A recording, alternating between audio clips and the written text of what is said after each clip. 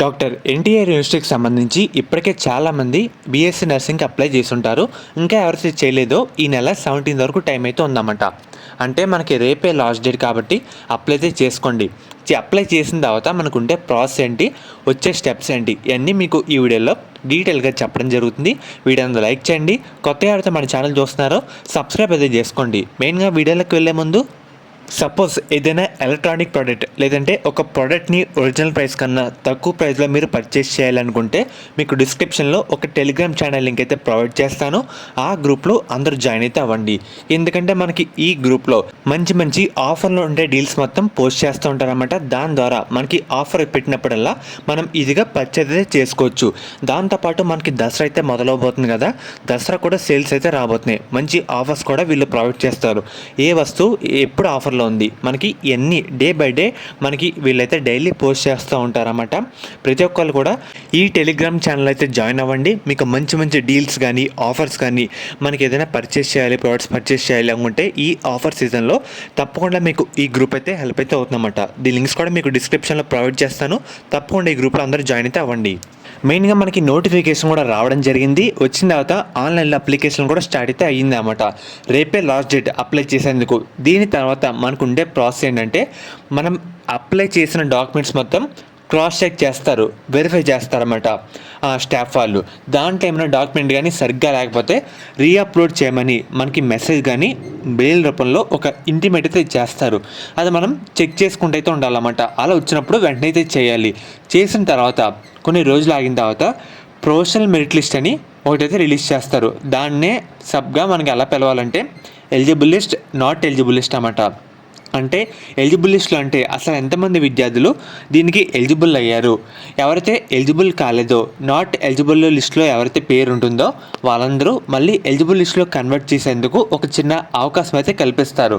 అంటే మనం ఎందుకు ఎలిజిబుల్ కాలేదు, దానికి తగ్గ రీజన్ ఏంటి, అసలు మనం ఎలిజిబుల్లోకి ఎలా రావాలి అన్నీ క్లియర్గా చెప్తారన్నమాట ఆ లిస్టులో.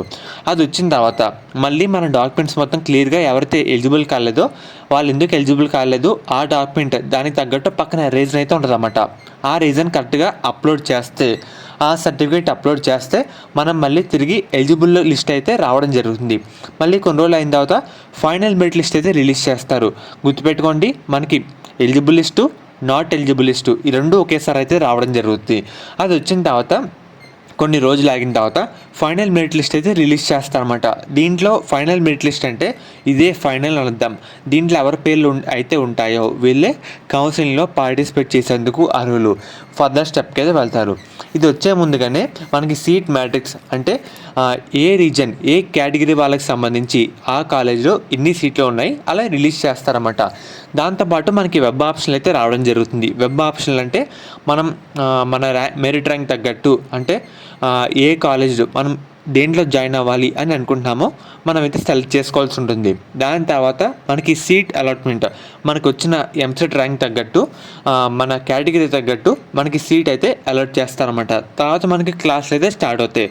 మనకి స్టెప్స్ అయితే ఈ విధంగా అయితే ఉంటాయన్నమాట. అండ్ అలాగే మెయిన్గా ఇక్కడ చాలామంది కొంత వేల మంది దీనికైతే అప్లై చేస్తుంటారు. వాళ్ళందరికీ అంటే సుమారుగా ఎక్స్ అనే విద్యార్థికి 500 ఎంసెట్ ర్యాంక్ వచ్చింది. తర్వాత వై అనే విద్యార్థికి 400 ర్యాంక్ వచ్చింది. ఇక్కడ వై అనే విద్యార్థికి ఫస్ట్ ర్యాంక్ అంటూ ప్రొవైడ్ చేస్తారు. ఇంకో ఎక్స్ అనే విద్యార్థికి 500 ర్యాంక్ వచ్చింది కాబట్టి సెకండ్ ర్యాంక్. ఇలా మనకి ప్రయారిటీ ఆర్డర్ కింద మెరిట్ ర్యాంక్ అంటూ ప్రొవైడ్ చేస్తారన్నమాట. సో అది కూడా చూసుకుంటూ అయితే ఉండాలన్నమాట. నేను చెప్తాను ప్రాసెస్ ఏంటి, ఈ విధంగా మీరు ఏం టెన్షన్ పడకండి. ఫర్దర్ మెయిన్గా సింపుల్గా చెప్పానంత ఈ వీడియోలో. సో చాలామంది అడుగుతున్నారండి. మెయిన్గా ఫస్ట్ నోటిఫికేషన్ వచ్చింది, తర్వాత అప్లికేషన్ స్టార్ట్ అయితే అవుతాయి, తర్వాత eligible list, not eligible list రెండు ఒకేసారి రిలీజ్ చేస్తారు. తర్వాత ఫైనల్ మెరిట్ లిస్టు, తర్వాత వెబ్ ఆప్షన్లు, తర్వాత సీట్ అలాట్మెంట్, తర్వాత క్లాసులు అయితే స్టార్ట్ అవుతాయి. మనకి షెడ్యూల్ ఈ విధంగా అయితే ఉందన్నమాట. ఇదైతే గుర్తుపెట్టుకోండి.